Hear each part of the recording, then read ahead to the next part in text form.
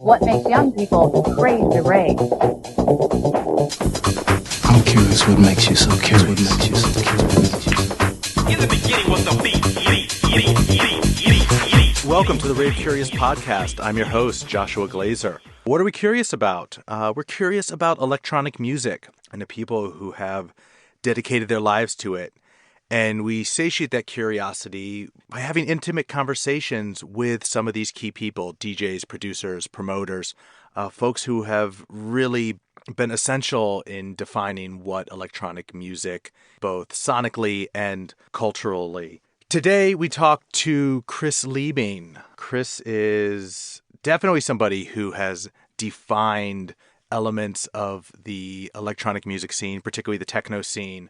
He was one of the main DJs to develop kind of the hard, fast techno sound of the mid to late 90s in Germany. He's since gone on to run a very influential label, be one of the most popular DJs within the techno community, playing all around the world, and a super cool, super nice guy. He's kind of known for having the biggest smile in techno, a scene that definitely could use more smiling. Yet his sound is actually pretty dark, and we talk about that as well. What motivates him, what drives his desire to have that element of the darkness in the party. We also talk about we talk a little bit about his family. We talk about his veganism. We talk about a lot of things, and it's not all about music, which is kind of the point, because one of the ideas behind this podcast is that getting to know these people on a personal level will maybe help explain what they do more so than just talking about the music. So hopefully we got a good balance here. Either way, it was a great conversation. Talking to Chris is always really enjoyable. Don't forget to subscribe to the podcast on iTunes and follow us on social media, Facebook, Twitter. Both are Rave Curious podcasts. So please follow us, sign up. Hope you enjoy it, and hope you keep coming back. So here we are, Rave Curious podcast conversation with Chris Liebing. Thanks for listening.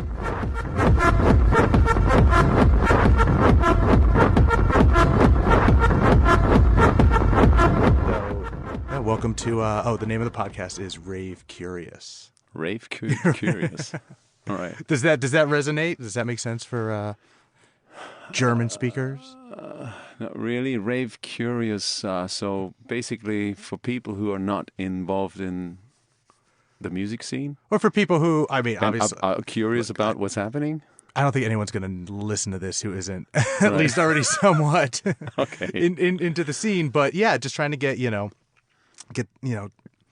little more, find out what motivates people to be into it. I don't know if you're, because there's an American idiom, gay curious. Mm-hmm. So that's kind of the. I haven't heard that idiom before. Okay, but yeah, so it's like if someone's gay curious. So, and I say my girlfriend is rave curious because. Okay. I get it. Oh, that's why. Okay, yeah, exactly. Now I get it. Yeah. No, this you as a German you wouldn't get that. No. Right. Yeah. So you're obviously you're a German. Yes. But you're here in LA just on vacation, actually. Well, right now I'm on vacation, but I really love the city. Or let's say the area, mm-hmm. The whole thing, the whole place actually. And I took my girls, they're 6 and 9, on their fall break. We have fall breaks in Germany, school breaks, and I took them here for 10 days. And I actually played a gig on Friday night downtown. Yeah, how was that? Oh, the scene here is amazing. I mean, first time I played here was back in the rave days, actually. First, I came out late 90s. There were some rave promoters that somehow picked up on my music, which was completely different to the rave music that was played here. But they somehow liked it, so they always put me on a little odd stage. So I got to come to LA quite a lot. So almost here every 3 months, like in the late 90s. Oh, I had no idea. Yeah, it was a lot of fun. It was like really wild times. And then there was a little gap, and then in about 2000, 2007, the Droid crew started to throw parties. Drum Cell, Truncate, and Rice Brothers, and all these guys. And I think they got me first time in 2007. But correct me if I'm wrong. Maybe they've started their parties way earlier. I was gonna say I moved from Detroit to LA in late 2003. Yeah. And Droid was just starting up at that point. So they were the only game. That was the only thing. Mm-hmm. And it's funny because they were actually, they were. I want to say when they started, they were probably 2 or 3 years behind what we were doing in Detroit or what was going on in Europe. Like they were still in that like real hard, tracky, almost like late '90s techno sound. Yes. Obviously, they've caught up. Oh yeah. Obviously, a lot of those guys you work with. A bunch of them. They now. haven't only caught up; they just overtook some. Of us too, musically, definitely. So they booked me, sort of regularly since 2007. So and they became really close friends too. Mo is a really good friend of mine, and my connection to this place here has been deepened, and I especially very much love Venice Beach.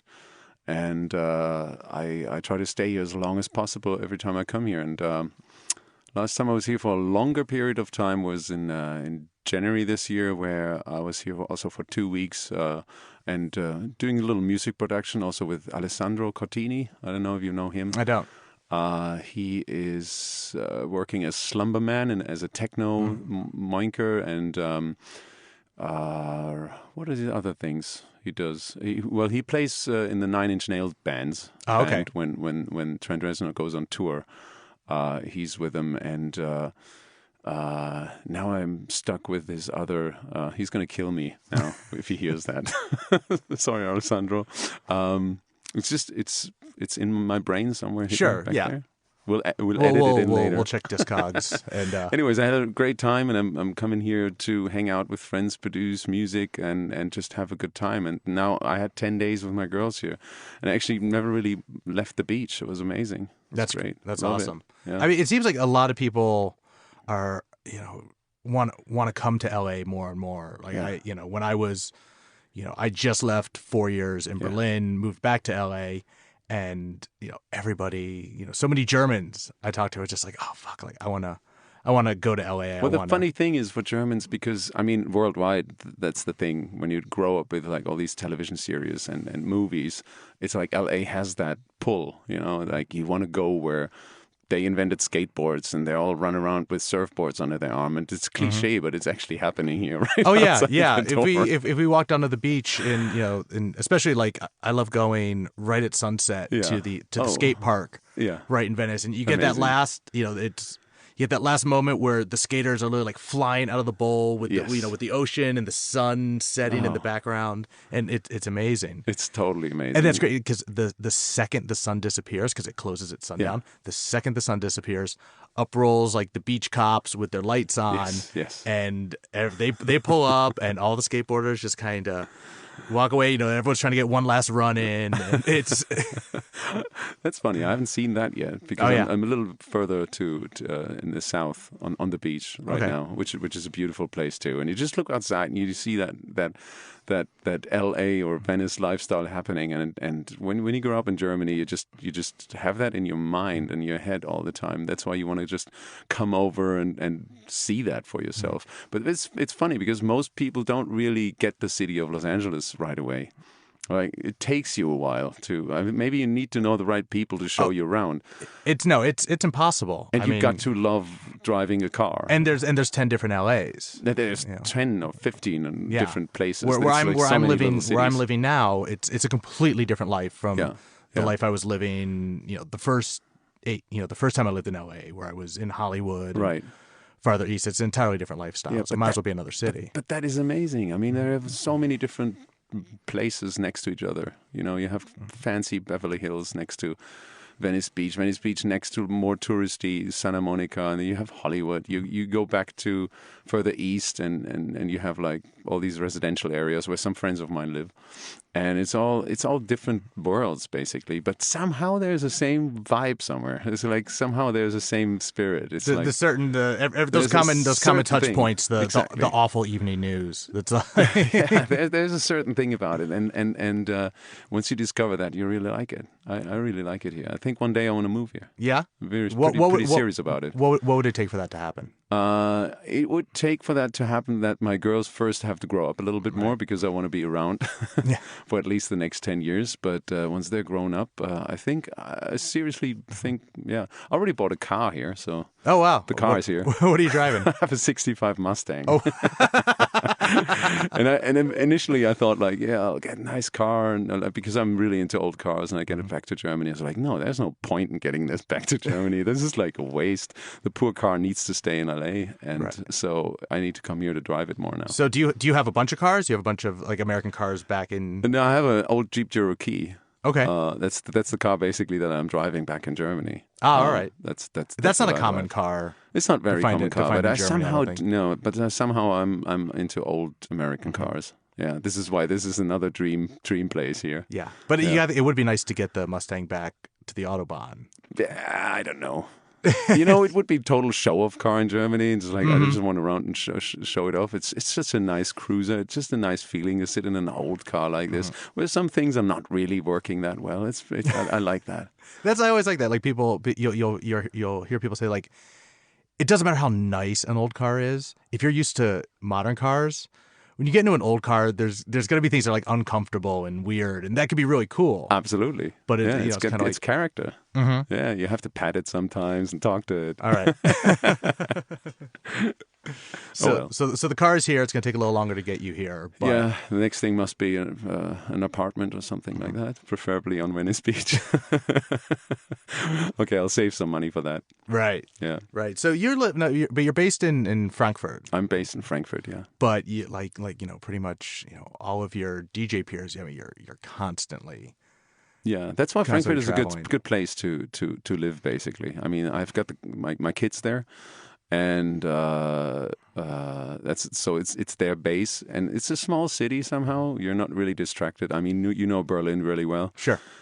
If you live in Berlin, you have constantly friends coming in, constantly people like going out and asking like, what's happening here, what's happening there, and in Frankfurt, this doesn't really happen. You're pretty much on your own, and so you can do your work there.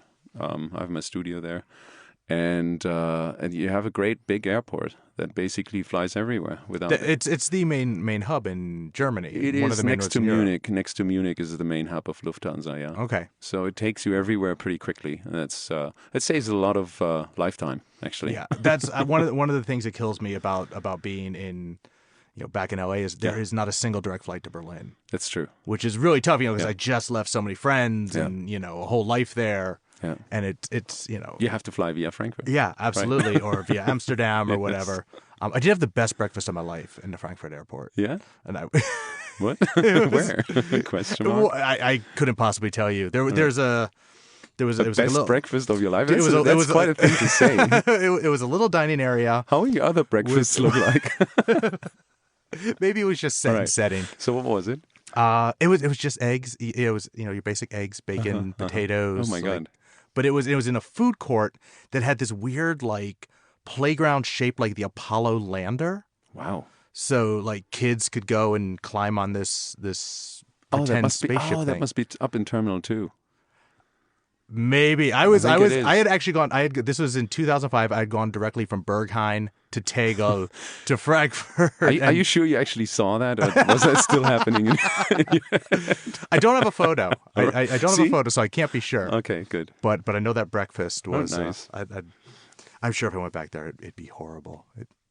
It's amazing how good things taste after you've been clubbing for 20. Yeah. You can't really taste anything, but everything is the best thing you've ever eaten. That's good. So yeah, I'll keep that in mind. So, but you play Berghain. That's one of your actually, fixtures. last time I played it was 1.5 years ago. Was it that long ago? Yeah, that long ago. Thing with Berghain is they've changed a little bit their policy with their bookings. They don't really like to book too. Let's put it. How can I put that? Well, too many well-known like commercially well-known DJs. You know, they rather keep their the things a little bit like under the radar. Yeah, and how does that feel? Because you've obviously, probably more than anybody, you have really you have stuck to your thing. It has evolved over the years. Yeah, but no one would possibly accuse you of changing or going towards a commercial. No thing. Maybe a commercial thing has come to you. Does it get frustrating when suddenly you're not cool enough? Even though you've been doing the same? Well, it's frustrating in a way because I really love to play there. I mean, I've played some of my longest sets there. The last time I played there was actually 16 hours, and it was like every minute of it, you just don't think what you're doing. It just like happens, and you just flow with it. There's just only a few places on the planet where you can do things like that. So Berghain has that magic somehow for a DJ, and that's kind of a little bit that I miss. I already was wondering if I could ask them to play there with a different name, just put a different name. I just want to play. I mean, I understand their policy. I'm not mad about this or anything. I understand their policy, and obviously they're doing something right because it's really a very special place, and they keep it that way, and that's good. That's great. Now, as far as the what commercial means for you, because in your career you've had a few of these brushes, right? It seems like there was. Well, let's just go back, and maybe start it that way. Like, when did you started DJing early '90s? Yes. Yeah, it was beginning of the '90s. Like in sort of '91, I had my first sort of residency in a club, which was not techno. It was just sort of any kind of music that I liked to play. I mean, this is a thing that I had from the very beginning of my DJ career, because you said commercial. In a DJ sense, I would say you are a commercial DJ if you play stuff that you despise yourself, maybe even, but the crowd likes it. Then you're a commercial DJ. If you just play stuff that you like and you do no compromises, then you're not a commercial DJ. And if you like commercial music in a way, then I mean, you maybe look as a commercial DJ, but probably these DJs play that music with a lot of love, because that's their taste, So I would say it's not a commercial DJ, but playing commercial music. It's going to be difficult to find that fine line there. But in that way, from the very first day on, even when I played in the club, and I played kind of funk, early house, hip hop, soul, a lot of old soul music, a lot of old Motown and all that stuff. So people would dance, It's just like it was a student place, and people just wanted to have a good time and dance. So you also mixed in some of the Euro dance that we had back then, starting with Logic records, like Snap and all these things, and Dr. Alban and all these things. But I would only play the stuff that I would like to listen to myself, and that's kind of what I stuck to all these times, and that's what I did. And then in '93, I got more and more into electronic music, because we had a really good record store in that little town that I come from. It's not Frankfurt; it's outside of Frankfurt, a little town called Gießen. And we had a really, really good record store there. Actually, people from Frankfurt came to that record store to buy stuff. The owner there was quite well connected with international distributors, so he got really good records in from New York and from Miami and stuff like that. And I started to dig some of these techno records there, wow, especially early Hard House and IQ stuff. But I couldn't play them in the place where I was working.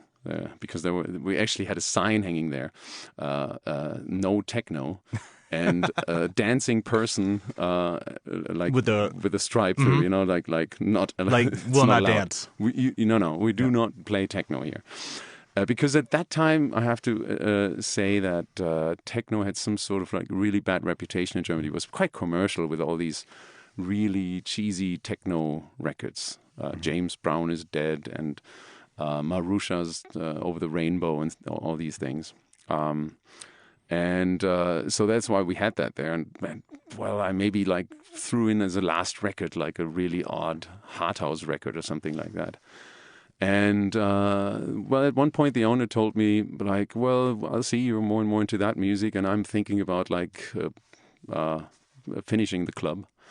Or he had it running for like 15 years, and he was like just tired of it. Was actually quite okay.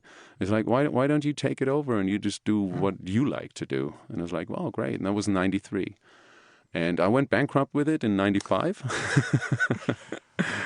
because I'm not really a good businessman. But I got to play my music, and that was like I opened early '94. In '93 we changed the place a little around, and I actually played my very first techno gig like all night long on 21st of January 1994 then. Oh, wow. Because that was the opening night. And I was able to play anything that I wanted to. So actually I started with like some acid jazz and got into house and then into trancey techno, but what was back then trancey techno. Right. Like hard house, IQ, all these things. I played a lot of Strictly Rhythm as well. I really loved DJ Pierre stuff and all that stuff, and I still love that. And that was the beginning of my techno DJ career, I would say. Okay. The club was going quite all right, but I gave when I was in the bar, like people just got all their drinks for free all the time, and when I was on That's usually what does it, isn't it? when I was on the door, everybody came in for free, and everybody was like, "Oh, you can't do this." But it was a fun time, and once that stopped, I got into. I had the chance to go back to university because I actually finished or interrupted my university back then, but I didn't want to. I went back for a day, and I looked around. And was like, no, this is not my life. What am I going to do?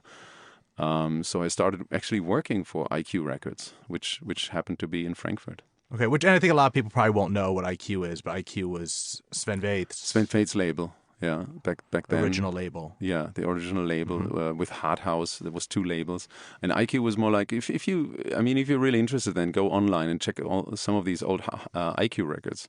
They're really amazing. They're pretty fast for today's standards. Everything's so fast. Yeah, everything's so fast. I don't know why we had everything so fast, but you get the vibe behind it, the idea behind it, and it's still good. It's still good music. It maybe doesn't sound that amazing anymore, and it's a little too fast, but it's pretty great stuff. Cygnus X, for example, or Vernon Wonderland, and all these things. Really, really good tracks. Yeah. Yeah, I've had this idea for a while that I almost want to take all these like great mixes from the '90s and put them through Pro Tools or whatever, slow them down, and then repost them, like call the website like -6, or something, because it was, and you were, as you evolved, more into the mid to late '90s, you really became known for that, hard, fast. Yeah, it was like 144 BPM techno.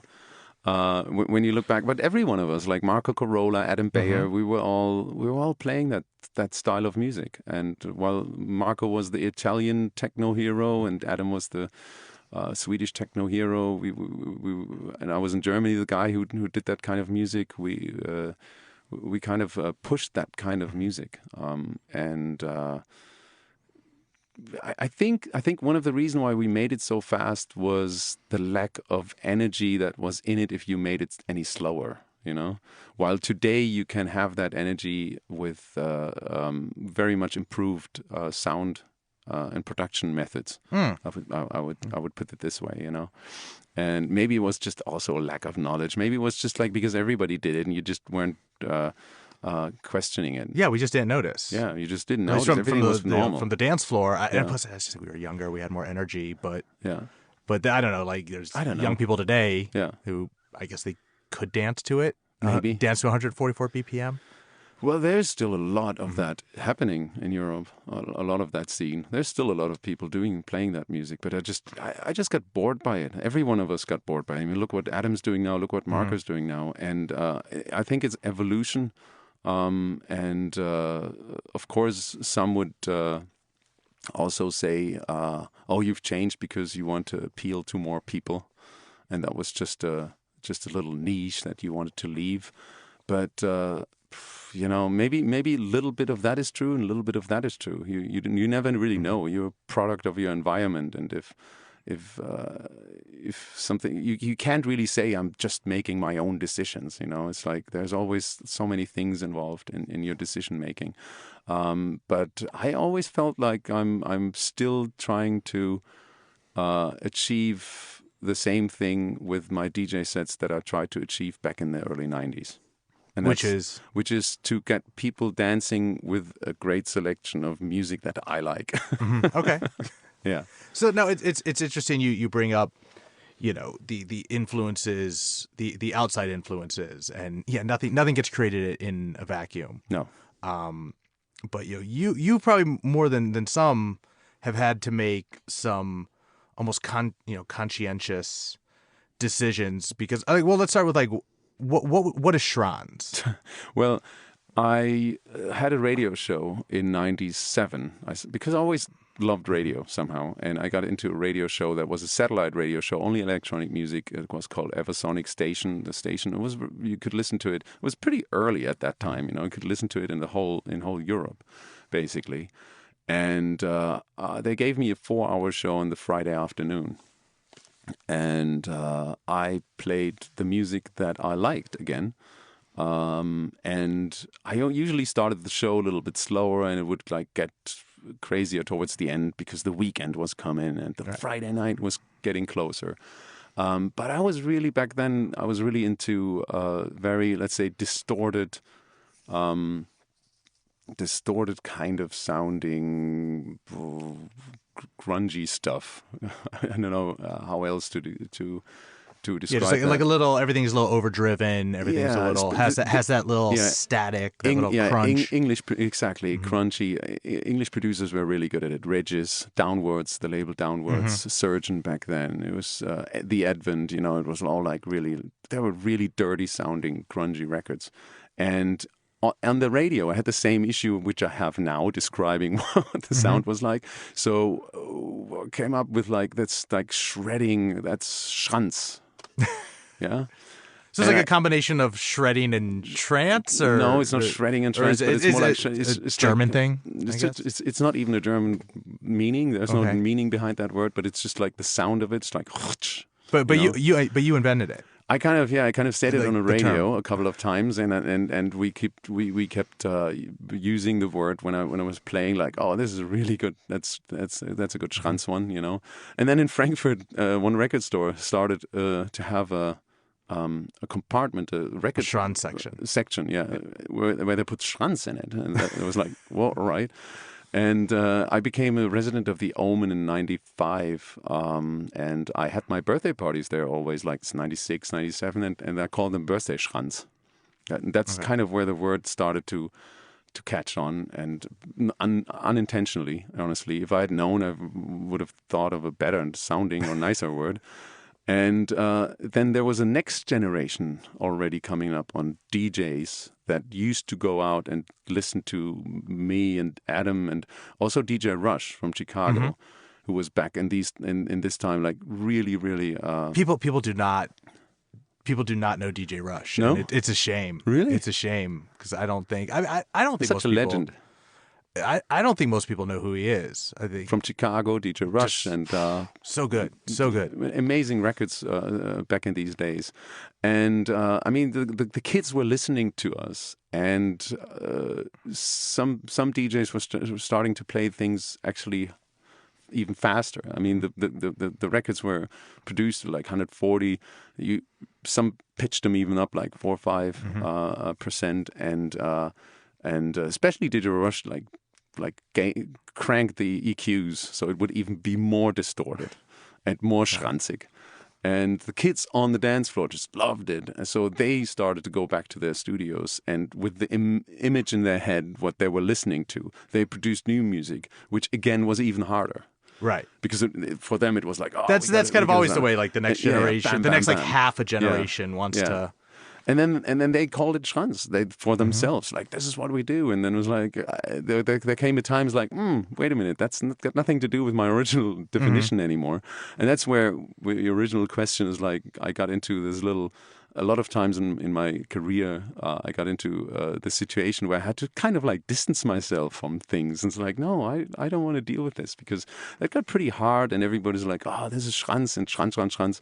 And it's like, no, that's not what I meant, and that's not what I wanted. Like, that's not the music that I like. And I had to, I think, disappoint a lot of these younger DJs at some point who actually were followers, you know, by telling them, it's like, no, what you do is actually, I don't like it. I think it's crap, you know. I think it's way too fast. There is no soul in it. It's because you always got to have some soul in your music, you know. And it was already difficult to have the soul in the music when it was so fast, but that made it impossible what they did. And that was a first moment in my career where I actually did a statement, you know, and I like put it out. It was not even in the early days, let's say, where before Facebook and all these things, you know, so you put it just on your website.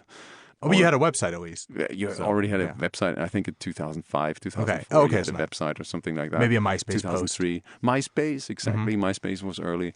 And I had to do like a statement. Hey, whatever you're thinking out there, and also to the promoters, like, just if you want to have that schranz sound, just don't book me, because that is not my thing. It's somehow connected to me, but it's not. So you say, like, did it hit a point? And I've heard stories like this, like especially about like some of the clubs in like smaller cities in Germany, where it's like, did you find yourself in a position where the audience is actually mad at you for not playing? Oh, not only in Germany, in Spain, especially in Spain. In Spain, I had moments, and that was then starting to be around 2005, 2006, really. Especially northern Spain, where the scene got really hard and really, really crazy. And I just didn't want to do it, but the promoter still booked me. At some point, I consciously made the decisions like, no matter how much you're going to pay me, I'm not going to do this again, because it's just worthless. Because the first 5 rows of people, you have people like giving you the middle finger, or holding up their shoes, because that's in Spain that means shoe is zapato, I think. My Spanish is really bad, but that also means faster. So they all took up their shoes and waved their shoes at you and gave you the middle finger and pretended like falling asleep and stuff. And you were just standing there like, oh my God, this is not my crowd, you know. And just guys in front of you. And this is like not what I was looking for. So I basically said at some point, like, I'm not going to do this anymore. I'm going to pull out of all these promoters who want to have that sound, and of all these parties where I'm misplaced, let's put it that way. And that was the first time where actually, like, you had to look like who you're playing with. And even people that you actually liked, personal level, you had to tell them, like, sorry, I don't want to play at that party with you, because I'm not playing that sound. I just don't want to be connected to that. I think that's actually pretty admirable. I mean, that's something that's come up, you know, a decent amount in the past few years here in the States. Yeah. With kind of with the EDM explosion, and you have DJs getting, you know, like kind of more, I guess, you know, credible DJs, you know, underground house DJs, you know, getting even some guys who would, you know, 10 years ago have been considered superstar DJs. Yeah. What they're doing now is, you know, considered underground, and they're getting booked for some of these places where the audience doesn't want to hear it, and doesn't want to hear it, doesn't get it.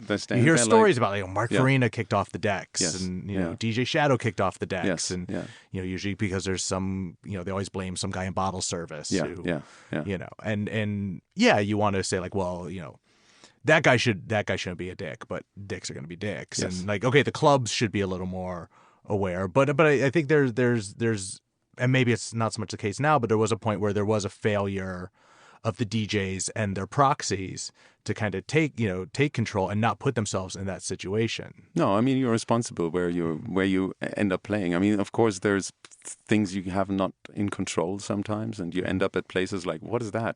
Why didn't we check this out? But you learn, and you learn more and more, and you just have to watch out for that, because that's a big part of a DJ career. A big part is your reputation, and your reputation comes from where you're actually performing and who you're performing for. Yeah. Has that happened recently to you? Like, where you ended up somewhere you're like, oh. Let me think. Not really. It's gotten much better. I mean, there was a really hard transition at that time, because it was like the other scene didn't really want me, because for them I was too hard. Yeah. So these promoters were like, oh no, if I book you, then I have all these hardcore kids in my club.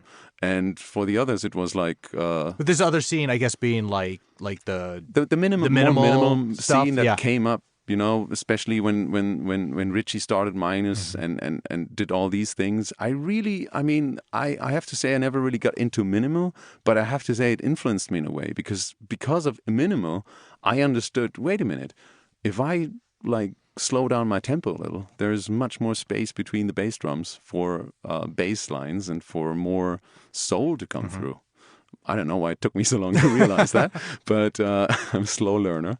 And I started to slow down even more my stuff, but my techno-y stuff I slowed it down because I didn't really pick up on the minimal stuff with all the beepy and boinky and blinky. I just somehow I'm not into music that somehow remotely has kind of that childish cheesy factor to me, even if it's made or meant to be in a funny way. You know, for me, there needs to be a certain darkness in music and a certain melancholy somehow. And if you have these happy sounds jumping around, bing, ding, ding, that's just not working for me. And I get it when others are doing it, and I totally respect it when somebody plays a great set like this. But for me, it's just not working. So, but the tempo was great. So that kind of influenced me to like start to, and it's always been the case somehow that I had a hard time finding the records to play because that's somehow that's somehow difficult if you want to do something different. But on the other side, it's actually a good sign because you're onto something new. If you really have a hard time to find the records to play, you have to improvise. You have to find different ways to play it, and that's where the technology came in, and it sort of came in the right moment. Right, and that's something you've been very big on. You know, I think you've clearly said, you know, that the current setup, which you're using your 2 laptops, eight controllers, and what do you got going on up there? Laptops, controllers, and machine, and all this. Basically, John Aquaviva and Richie Horton, both of them, they introduced me to the first Final Scratch people that invented Final Scratch in Holland. That's like the early version of Traktor. And so the three of us were the first people actually to use it. I still actually have my very first Final Scratch set up at home, and I put it away. I didn't realize that you were one of the beta testers along with Rich and John. Yeah. I don't know why I ended up doing this. I actually know why. Because I remember I started to use a sampler in my sets called a Cyclops sampler, which was a little machine. Some DJs still use it, and it's still an amazing machine. Yeah, and Rich was really hot on that for a while. Well, I introduced it to him. Ah, okay. I actually gave him one. I remember that at Time Warp. It was like, Rich, you've got to try that. This is amazing. It's going to change. Like you just like that.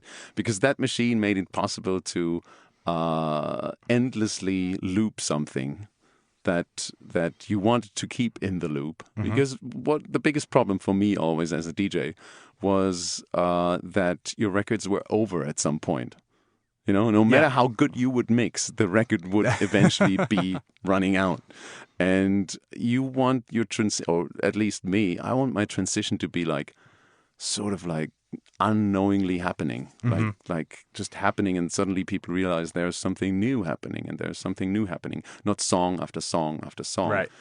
And that machine made that first time that made it possible. You could loop a loop, you could sample a loop and let it just run in real time, and just like slowly fade it out, EQ it out. And I introduced Rich to that, and I think as a return favor, he was like, "Hey, I'm onto something completely new with computer DJing, which is Final Scratch." So this is how that started, and. That was another thing where I got criticized like heavily on, and there was for using the computer around the same time when I kind of also started slowing down my tempo. So it was quite a rough time for me. It's like he's not only playing way too slow, he's also playing digital, which is bad. Digital is bad.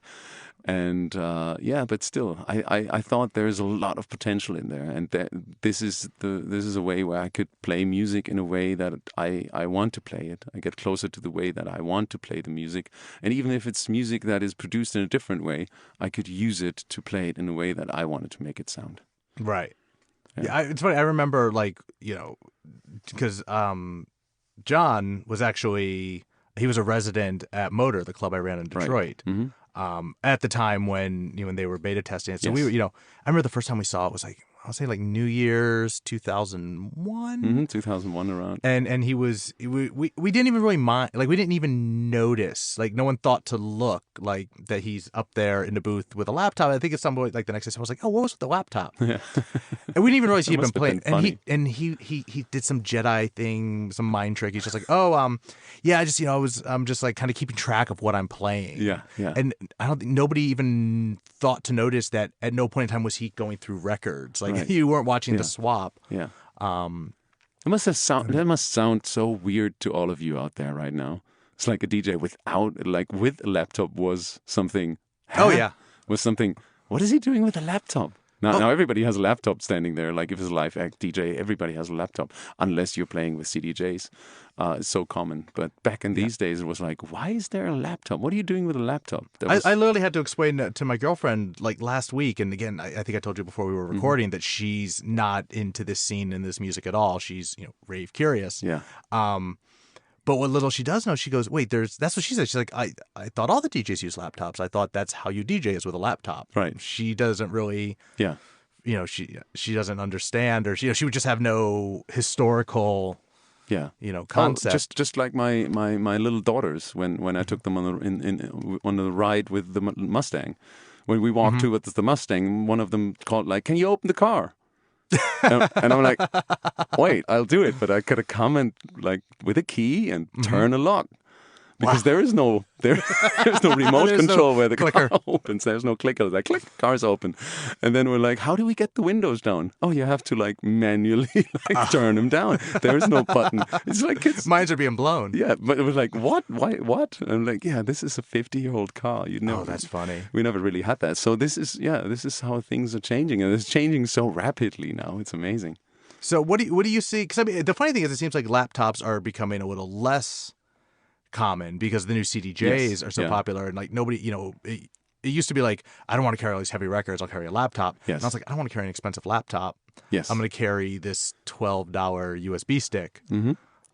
Are you messing with that at all, or is your setup I'm a little bit messing with that because I have some friends like Juan Pablo Pfirter and Tommy 47 who've switched back from playing with laptops to CDJs, and they find exactly the limitation that you have amazing. That you basically, you can loop your stuff also, sure, of course, with them, but the handling is very different, and they love that, and so I was looking into that myself a little, but then I always come back because I really love to use external drum machines and stuff in my sets, and that would be sort of impossible if I use CDJs because the tempo fluctuation would be just too big. Jeff Mills would be laughing now because he's like, oh, whatever, because Jeff Mills can do anything. Exactly. And he is God on the 909. Absolutely. He is the John Bonham. Yes, and I'm not. So so I have to have technology to help me, and I don't think that's a bad thing. And because of technology that takes away stuff that I don't have to worry about, I can do more stuff that is maybe more creative that I feel like. But these guys, for example, Juan Pablo Pfirter and Tommy 47, they find their creativity in also the mixing process kind of thing, And having that limitation that one track maybe runs out there, and you have to think about that and do this. But I just recently played with Pfirter in Milan at a party, and obviously at a party, and he played with the CDJs, and I liked it. I liked what I listened to, and then I started playing, and I remember it's like at some point I looked at him, it's like, I just got it. I know why I'm actually still playing. Like, I'm not switching over to CDJs because there was a moment where I had like all faders up and something came from one deck and another thing came from the drum machine. And what came out of it was so you couldn't plan that, Right. It's just like sort of a happy accident. It's like what was running was like there was this sound still going on from one record, from one track, which was kind of EQ'd down, but it was just there still in the background. And it was so fitting in with what else was running. And I looked at it and was like, I think this is why I'm still doing this, because I love these happy accidents where suddenly something happens which you haven't planned, something that will never come back to you because it's just can only happen in that moment. And with CDJs, you're a little bit more limited in that way, you know? Right. I would say the reverse argument, and not to say one's right or wrong, but one thing I've seen with a lot of people when they get so deep into the the multiple controllers and all I think a sense of composition sometimes gets lost. Yes. I totally so much agree goes to that. into like when you're actually making a track. Yeah. It's not just about the sounds, the loops, No. this, that. No. It's figuring out when things should, But work from a broader standpoint. Then it's too much. Then you're at the point where you have too much to worry about what's going on, and you're not composing something anymore, which you're saying. It's like I always would like to see my setup as an instrument, and you have to know to play your instrument. You don't need you should be able to play it without thinking about it. Like a guitarist or a drummer doesn't really think about what he has to hit next. He just knows it because he's learned and trained with it for so long. Some say like 10, you have to do something for 10 years or 10,000 hours to really like get it into your blood, not to think about what you're doing anymore. And I like to see my setup as sort of this kind of instrument where I only change little things around, maybe a new controller here, something there, but I don't want to think about what I'm doing. Because once that is happening, it's exactly what you're saying. It's just like, it's something in the way. Something is blocking the flow somehow, and you notice that's this what on you the say. dance floor. You say flow because that's really what the objective is. I think with any musician. Yeah, and totally. I would think most crowds, it's kind of what you're looking for as well. Yeah. Oh, Is totally. That just moment where it's all Yes. They will not consciously notice it, but subconsciously there's something going on where it's like, wow, this felt nice. This is great. I can't really spot it, but there's something nice about it. It might not be the drugs or the booze. It might not be that. It might, but actually be the music. So, and you're a pretty clean liver. In what respect? Well, I know you're a vegan. I'm vegan, yes. For starters, I don't know that you're a big drinker. No, I'm not. I'm not. Else. That's a big drinker. I've never really had any problems with drugs or addiction problems or anything like that. I think I'm addiction free for some reason. I've never smoked cigarettes in my life, for example. That's astonishing it's from astonishing a German. That in our scene, really. That's. I mean, I do like to smoke weed, and I think that. And I generally think not only that weed should be legalized one day, that's a whole new discussion. That drugs should be regulated and legalized, all of them. I think that would be a way to win the stupid war on drugs that it's been losing since 50 years. But that's a whole different topic. And otherwise, I just watch out for my body, kind of thing, and I know what it can take. I know my limits somehow. And being vegan, I have to say, I'm vegan now for 4 years. That has helped me a lot to gain a lot more energy and to be way more healthy on my touring schedule. I'm way less sick now these days, and I feel like I have totally more energy too. Wow. So, but I know it's also a challenge because you're not in control of where you're eating, or your options are a lot more limited. You're kind of counting on other people. You have to count on other people, but then again, everywhere you go, they know that you're vegan and you have your special diet things, and so they take care of it. I always carry a bag of nuts with me in any case, so I'm not going to die somewhere of starving. And I mean, you get to experience so many new amazing things because of it too. You get to go to great restaurants that maybe do special things for you, and everybody else around is like, "What are you getting?" I'm like, "I don't know. The chef is doing something special, So that's nice. And for example, being here in LA, that's another thing. It's like LA is heaven for vegans. So I'm just like, oh. And I love burgers. So I just love burgers. So I'm eating burgers everywhere right now, every day. No, veggie burger. Of course, vegan burgers. Yes. Yeah. Who is it? There's I shouldn't even talk about this because I can't remember either the guy's name or the other guy's name. Yes. So, but it's two guys who have they're like well-known high-end chefs, right? Who are trying to get into they have a vision for like a healthy fast food chain. Yes. And they've supposedly created the greatest veggie burger. Really? That's like it took years to develop, and it's now like the perfect. Yeah. Like it is as good as a good burger. All right. and it doesn't cost too much, and it's sustainable, and it's this, and Absolutely. it's that. Yeah. There was just something on like Anthony Bourdain or something. Oh, if you I go caught. from an environmental point of view, that's something that has to happen on this planet. I mean, we can't continue to eat like this. What drove you to it more? Was it a was it a health thing first? Was it an environmental thing first? Was it a morality or animal thing? That's Yeah. the three pillars, I think, of veganism is like environment, your own health, and the well-being of animals. Well, in the beginning, I haven't eaten meat since about 14 years now. Okay. And the reason for that was actually I was like a lot of times driving on German autobahns and passing these animal transportation trucks. And at some point I was like, I don't want to be responsible for these transportation of animals anymore, so I'm not going to eat meat. So then I became a pescatarian, would you say? And I was that for another 8 years, and I ate, I think, a ton of tuna. I think one day if a tuna eats me, that's just fair. And at some point I couldn't eat fish anymore. It's just like, it was not a conscious decision. I was sitting in front of like a really nice fish and I just couldn't finish it. And I was like, okay, I guess I'm a vegetarian now. And then I became a vegetarian, but luckily that only lasted half a year, because being a vegetarian in hindsight it's quite a stupid thing to do, because that's a whole big other topic, because dairy products are actually the worst for you. Yeah. Like, I'd rather suggest people to continue to eat fish and meat, but just Get rid of the dairy. Get rid of the dairy products, because it's just a big ripoff. It's like there's an industry, the dairy industry, that just like fools us big time since 50 years, and making so much money on the back of animals' health and environment, basically.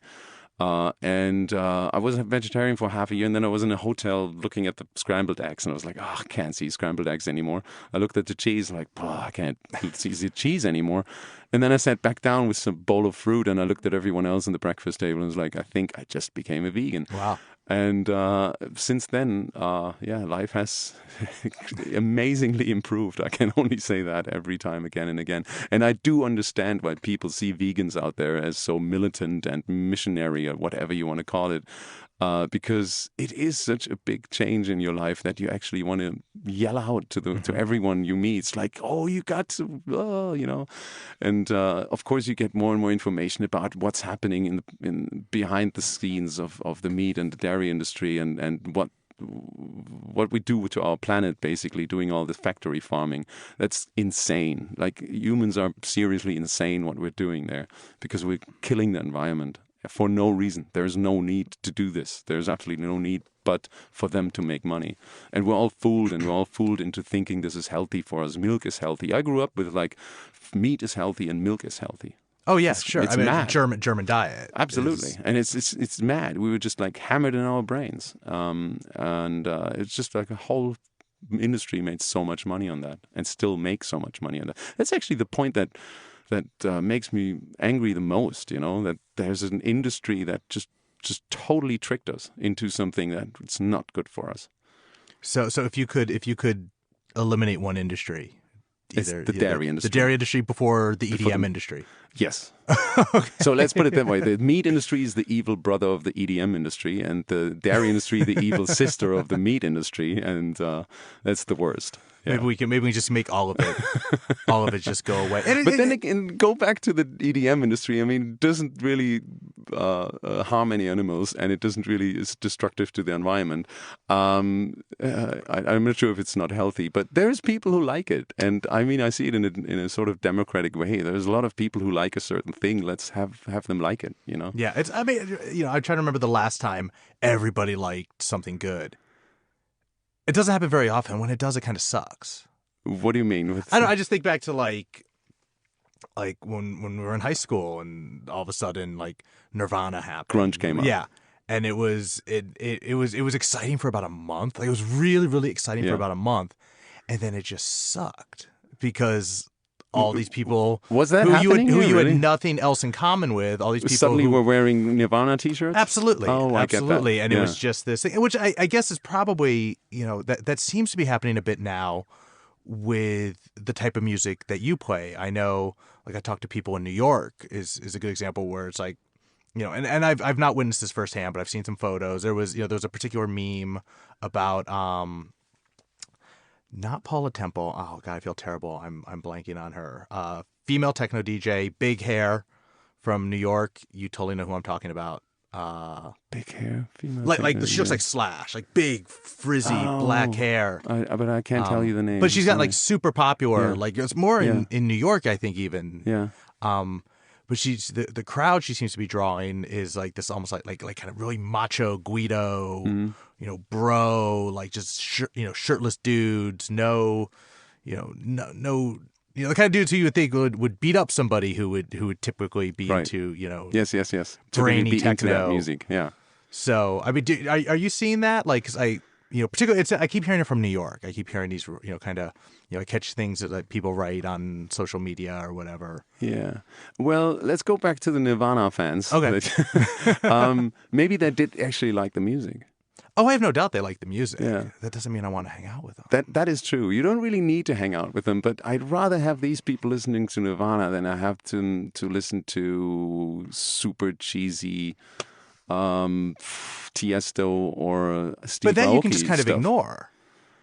That you can just like let that happen, and that has nothing to do with you. Yeah, but I'd rather have them listening to good music. Because generally, I rather have people on the planet listening to good music than listening to commercial music and music that is made purely out of the motive to make money.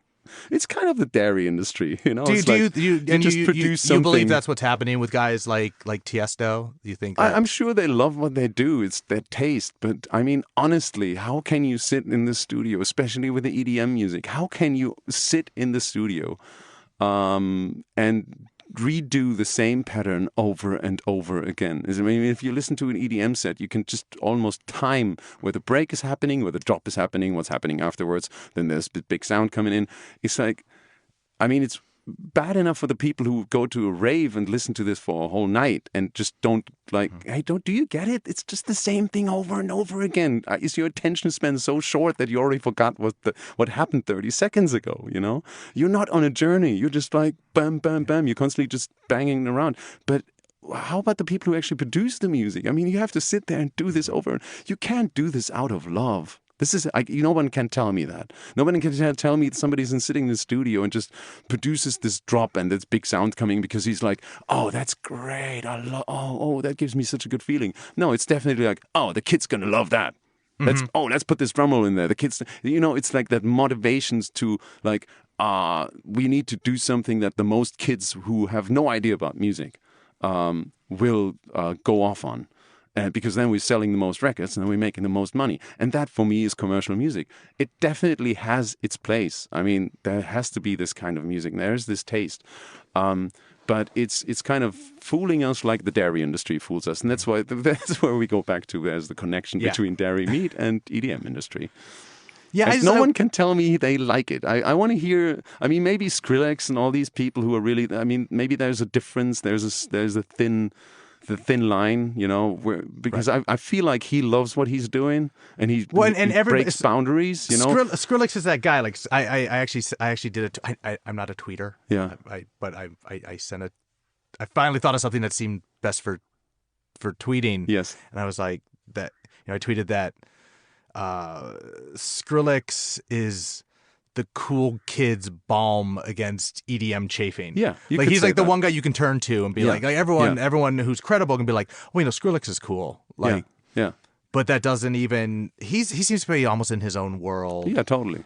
Separate from. Yeah, you see, I don't know. I don't know him. I don't want to judge other people of what motivation they're doing them. But you can sense a way of like somebody's doing something because he just enjoys what he does. Mm-hmm.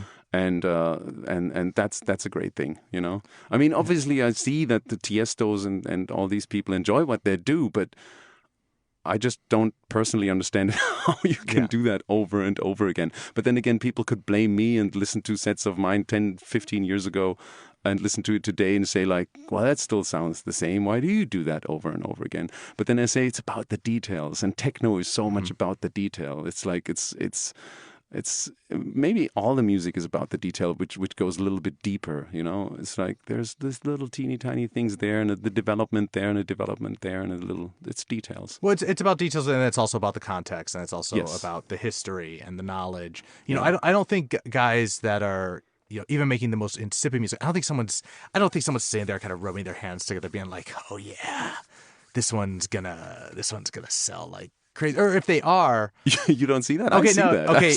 I see that. I mean, I've seen a video of Swedish House Mafia. I'm sure it's still online, where they like. are they literally rubbing their hands together? Yeah, they actually explain how they made one of their biggest hits sitting in the studio, and then they're not even shy about it. They're actually saying that, oh yeah, and then we thought kids would love to have that little brrr thing in there, so we did the brrr thing in there, and I'm like, well, they don't even try to hide it. Maybe maybe I should rephrase what I was saying, because you're right. But they don't think they're being evil. No, I don't. You know, it's that's just true. it's just an inherent notion of I know what you mean. What you know, deep down in your soul, what is your priority? Yeah. And if your priority deep down in your soul is to make hits, Yeah. then it doesn't even occur to you that, you know, that what you're, you know, No, I totally get thinking it. about what the kids want Yes. would possibly be a bad thing. Like, Yeah. no, isn't it a noble thing to give people Absolutely. what they want? Yeah, no. I'm sure it's not evil, and there is a difference to the dairy industry, because I think the dairy industry does the thing because they're evil. They're purely evil people. But no, in EDM there is no evil people. That's true. I mean, that's how I don't want to judge someone who makes music so it sells the most. I mean, obviously, if you enjoy that, then great, fine. But it doesn't necessarily have to be my taste.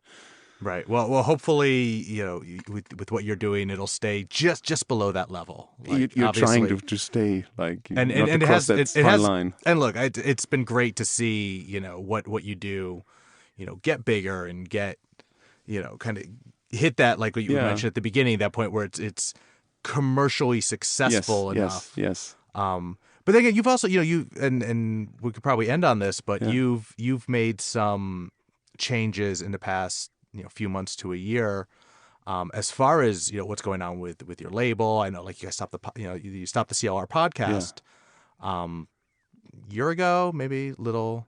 No, just in March. I stopped. Just in March. I ran that for 6 years, and it was just too much work. I couldn't continue. And I want to concentrate on myself a little bit. It's such an interesting time right now because there's so much happening. And I mean, I've been doing this for 20 years now, but suddenly there's so much interest in this, what you're doing. And of course, some people also say like, oh, you're starting to be so popular. So you're going to change your music to play some commercial stuff. And it's like, yeah, maybe it's a little bit of that. Maybe I'm willing to push the boundary a little bit, but I don't want to cross that certain line.